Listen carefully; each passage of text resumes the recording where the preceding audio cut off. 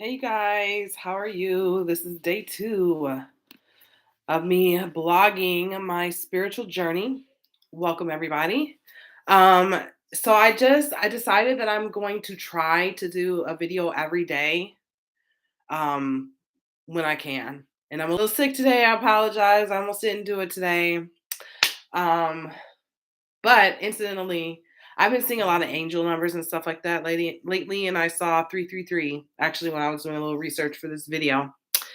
And 333, I always look up what the meaning of all the numbers is because I see a lot of repeating numbers a lot lately. And that number encouraged me to go ahead and do my video. So here I am. So I wanted to talk today about what happens when we die according to NDEs. This all this information was gathered by watching um, a lot of like near death experience accounts. We say NDE for short. So if I ever say NDE, that's what I mean. Um, so yeah, this information, of course, if you're like religious already, you're gonna be, you're probably not gonna like what I have to say here. So I would say take it or leave it. If this information is not for you, then it's not for you. I think that part of the reason I feel compelled to put this information out there is because I know that on YouTube there's going to be an audience for it, and there's going to be an audience that needs to hear it.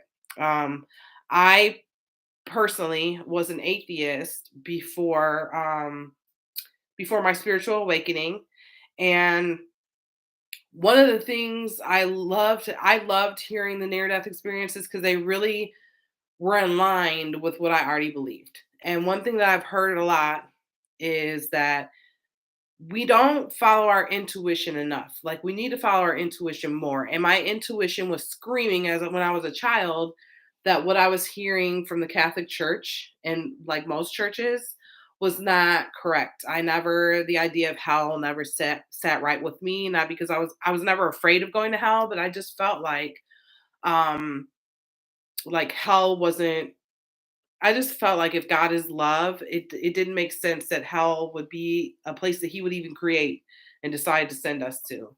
It's kind of dark in my room. I do have a ring light, but I guess it's getting kind of dark outside. Um so yeah, um so what happens when we die?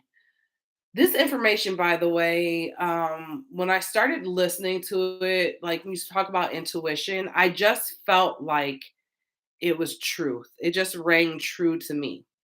And so, because other things didn't ring true to me, I that's why I became an atheist or really an agnostic because I never totally decided that there wasn't a God. It was more like I don't really know. Like, I know that this doesn't seem true to me, what I've been taught. But I don't really know. You know what I'm saying? I guess I'll figure it out when I die. Um, One of the reasons I'm really excited about the information that I've learned, and not because I want to be all like just, oh, I found the truth, and I want everybody to know. It's not that. It's that for me, the information is exciting because it helps me take power back of my life. It helps me, the information that I'm learning very much correlates with why we're here, why we have the circumstances that we have, how to change that, like why things continuously happen. Because I think some of the messages that we get in society is that there's a lot of like blaming in a way. And there's a lot of like teaching people, well, if this is happening, you're doing something wrong or whatever. And life is not really about right and wrong. It's a big thing that I found out. It's not about right and wrong. You can be dead right. You could be 100% right, but it's about how you handle it, and I'll get into that stuff later. I'm kind of doing like a boot camp here. a spiritual boot. Maybe that's what I should name it, a spiritual boot camp, because for at least the first 30 days, because I'm really trying to. I've learned a lot of things in the past 3 months, and I really kind of want to just share those things. But like, if you get too far ahead, then people can't really receive the messages. Have you ever heard something and it wasn't the right time for you to hear it, and it kind of went in one ear and out the other, and then you heard the same thing 10 years later and you were like, oh, like that makes sense. You know what I'm saying? um the I'm thinking, because I want to know, I want to think about what I say before I say it, because basically, so the essential truth is that we're all vibrations of energy. And to the spirit world, everything is expressed through energy, right? It's not necessarily emotion. Like, we feel emotions, and we feel those emotions for a reason. Um, but like, there's no one on the other side saying, you feel bad, so I'm going to punish that person, or you did a bad thing, so I'm going to punish you. You know, it's more of like, when we think about a certain, like, emotions or certain deeds, and they have a certain vibration, and if you concentrate on that thing um too long, you attract that thing towards you. It's the law of attraction. So it's not what this video is about, but basically, we want to focus on the thing. Basically, life comes down to, you want to focus on things you want, and not focus on things you don't want. So if someone hurt us in the past, right? Let me give an example that's not going to be too much of a fiery topic. Let's say someone stole from you.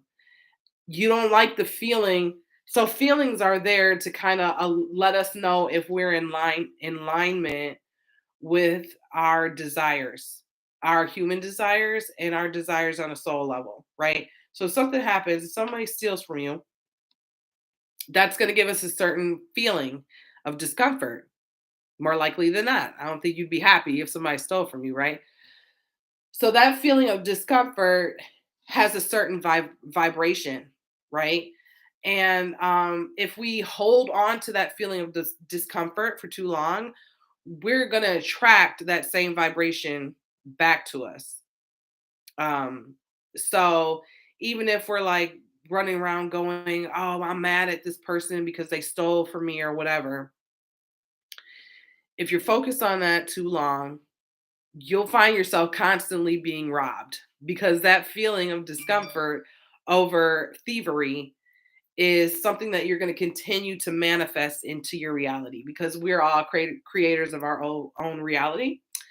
And I will touch on that topic. I'll probably create a whole video on that topic later, because it's like it's like mind blowing to me. Um, but today we're going to talk about what happens when you die. So, I know a lot of people who have been taught to believe in hell are fearful of the afterlife, or you're just confused about the afterlife because you're not exactly sure what's going to happen, or you just don't. Like, I know my personal belief was, because my dad was an atheist, and he just basically believed that everything is random, and I lean more towards that belief. So I think for me, I just believe that you die and the lights go out. Like, you just die, and that's it. And I wasn't scared of that. I just was like, that's it, and whatever. Um so what actually happens when we die is that we go home, right? Because this is not our home. Um like, the other side, or heaven, or whatever you want to call it, like, that's home. So people talk about going to the other side and feeling totally at peace, totally loved, totally at home. Like, they realize, who's knocking on the door? Someone's knocking on my door. But they realize that, like, they're finally home. And So that's the first thing, but they have an out of body experience sometimes. So like this is the other thing too, is that not everybody experiences the exact same thing. Like these are ooh, excuse me, kick my ring light. These are the things that can happen. But everybody has their own personal experience when they die. So they may skip a step or they may skip a few steps. They may see one aspect of it. Like I know I've heard people say they died and went straight to like a garden on the other side or whatever. Um, so everybody has a different experience, but this is like kind of all the things that you can experience. Um, so people have an out of body experience, and they usually kind of sometimes they don't realize that that's them at first. It's like they see this body and they're like, "Huh, they're dead." You know what I mean? People don't always report feeling like sad. Like, "Oh my god, I died," you know? They don't feel like that. They feel like they come out and it's like this is me. Like this is the real me, and they see the body and they're not super attached to that body, and that's a very interesting thing right there. So they have an out of body experience. They see a tunnel with a light at the end, and sometimes the tunnel is lit itself. And again, the other side is like based on consciousness, right? So what people see is going to be unique to them. It's just like when we have a dream, kind of the rules of the dream state are the same for everybody, but your particular dream is going to be different depending on the person because it's your subconscious mind that creates it. So the tunnel looks different for everybody, but there's usually a tunnel, and there's a light at the end, and they once they go into that light, they're just consumed with love. It's like the energy of love. Remember I was saying like emotions have vibrations, and it's like an energy. So what they're really feeling is the vibration of love at its highest vibration, and people recognize that right away. Um, and there's a garden, and it's usually like people say it looks like an English garden. It's the most beautiful garden I've ever seen, and that's where people usually will have like a family reunion, um, with all their past relatives that are deceased and stuff like that. Um, and around this area, there's like healing waters. Not everybody reports seeing those waters, the healing waters. But the interesting thing about the healing waters, in my last video, I haven't had a whole lot of spiritual experiences. I really have had like no spiritual experiences, I would say. I did have an experience when I was in the hospital in 2014 when I was totally paralyzed and all that stuff. And I remember like swimming in like a bright blue pool or pond or whatever. And I didn't really think much of it. I just was like, can't move my body, can't drink. So I'm dreaming of swimming with all my limbs working, and I'm dreaming of drinking water when I couldn't drink water in the real world. So I just figured it was that. And skeptics will say it was that because I didn't have like a full blown NDE. So it could have totally been my imagination. I didn't feel like the overwhelming feeling of love and stuff like that. So but it was just interesting when I found out about the healing waters. I was like, huh, like I think I experienced that. So then there's a life review. And the interesting thing about the life review is that I think this is the closest thing that they come to judgment on the other side. It's not judgment. It's like you're judging yourself in a way, or you're experiencing everything that you've ever done to anybody else from your perspective and their perspective. So You see like every moment of your life, and you see that moment or those exchanges with other people, you see it from your perspective, their perspective, and you can feel what they felt. So it's a totally empathic moment of everything you've ever done. So if you've killed somebody, you're going to feel that. You're going to feel what it's like to be killed.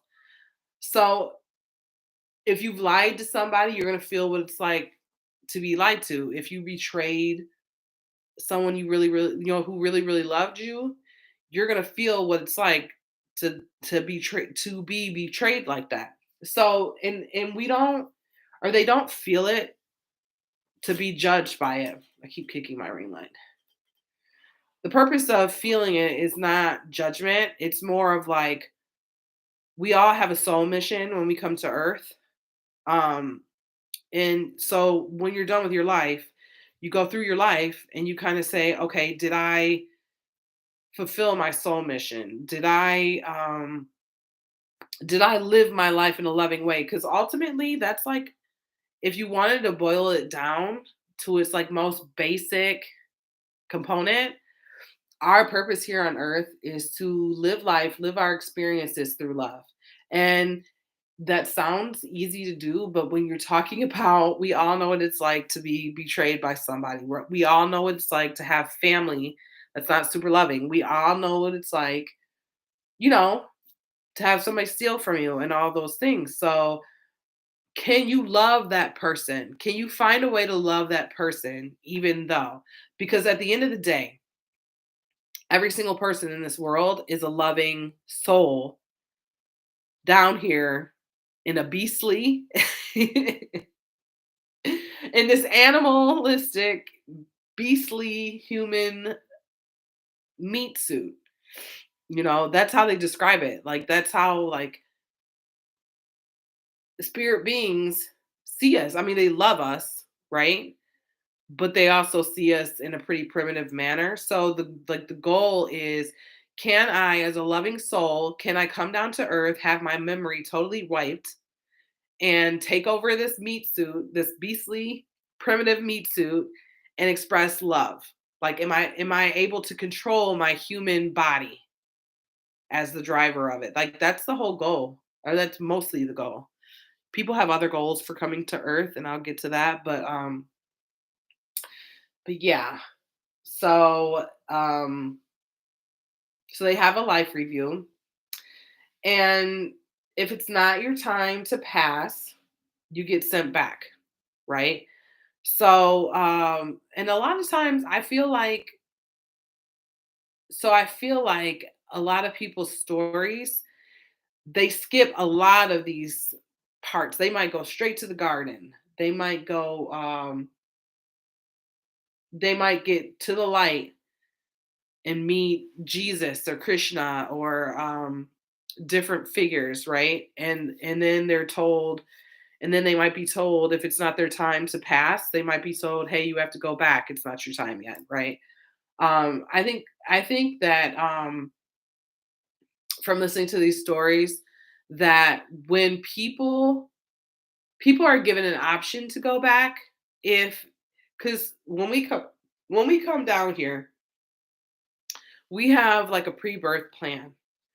So there's different points on our timeline where it's perfectly acceptable to die and go back. Like, if you think about, like, I feel like 2014 for me was probably a point in my timeline where I could have gone back.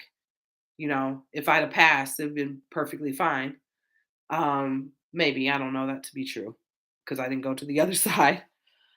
But anyway, we have these different points in our timelines where, like, we can die, and we can die, and they give you a choice. Like, do you want to stay here?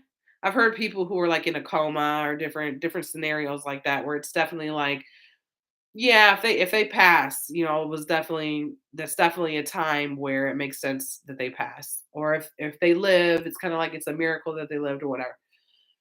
So people are sometimes given an option. But like I said, if you pass before it's your time, then they usually don't really give you they usually are just kind of like, it's not your time, you have to go back, right? Um, and a lot of times, and this is interesting, and let's see, I'm at 20 minutes in this video, so I think I will go into this. Um, but sometimes, because people never want to go back, that's the thing. On the other side, apparently, from what people say, I don't know this to be true. I mean, I hear this from what people say, but I've never experienced it myself. That on the other side, it's so pleasant that people never want to come back. This earth is so dense and so difficult that when people get to the other side, they always want to stay. And it doesn't matter if they have babies, it doesn't matter if they like have a loving partner back on earth. Like it doesn't matter what the situation is. It's like they never want to come back. And so sometimes when they're telling people, "Hey, it's not your time," or whatever, um, or even if they do give them a choice, like sometimes they'll show them their pre-birth plan, and in their pre-birth plan, because we make a plan before we come here to Earth, and in the pre-birth planning, we choose to come here. Like we choose our parents, and I know that that's hard to swallow for some people because people come through from all different kinds of backgrounds, and some of us have come from backgrounds that are very, very difficult. But from people who have experienced the other side, they always say that we come here for an experience. Excuse me, I have a cold. We come here for an experience, and so our parents are part of that experience. Like everyone that we're around here, down here on Earth, are part of that experience. So we choose to come here. Like we'll say, "Hey, there's like I want this type of soul growth. I want to learn this lesson in my lifetime," and they'll create the conditions that will help us learn those lessons. So, so once people see and remember that they chose to be here, they see the purpose of why they came here, then a lot of times they'll say, "Oh yeah, I remember. I'll go back." Right? Um, because our souls know heaven. They know what a wonderful place heaven is, but heaven doesn't have the contrast that we have down here on earth. They don't have the range of emotions, and souls, we don't like those emotions. We don't like feeling hurt, we don't like feeling betrayed, we don't like feeling sad, we don't, like all those things. But it's an experience, right? And it's hard to choose love when you feel it's not hard to choose love when you're surrounded by love and peace and joy. That's like it's not hard, but it's hard to choose love when you're down here and people are doing horrible things to one another and stuff like that. And so our souls choose to come down here and have that experience. I think it's kind of wild and crazy, but I like it. So we also have, so like I kind of said, it's a conscious, we're basically, conscious beings, like levels, we're energy, we're energetic beings, and we're levels of consciousness, right? So because of that, people have different experiences in their near death experiences. So we have designer deaths. Um, and that designer death is meant to comfort the deceased that are crossing over. So that's pretty much it, you guys. There is no hell. There is no hell. There are low energetic beings that don't exist in heaven. They just exist down here on earth, because of the energy. Vibrations can exist. Vibrations meet like vibrations. It's just like a battery. You have a positive charge and a negative charge. So, well, I guess it's not like a battery because the charges attract opposite sides. So, but in heaven, the energies like if you're a low vibrational entity, you can't expand into higher vibrations. So there are like low vibrational spirits. Again, I don't use the words good or bad. There's low vibrational spirits and high vibrational spirits. There are low vibrational spirits, but they don't exist in heaven. So, oh, I just saw the number 444. See, I keep seeing synchronicity. Like my phone like just lit up at 444. It's 4 for 4 right now, you guys. Make a wish. Okay, so I'm gonna end this live stream because my battery is getting low on my computer and I don't want it to die. So I'll be back tomorrow. I'm gonna try to do this every day. So I hope that whoever needs to see this video sees this video, and I hope this video is helpful to you. And namaste. You guys have a good night.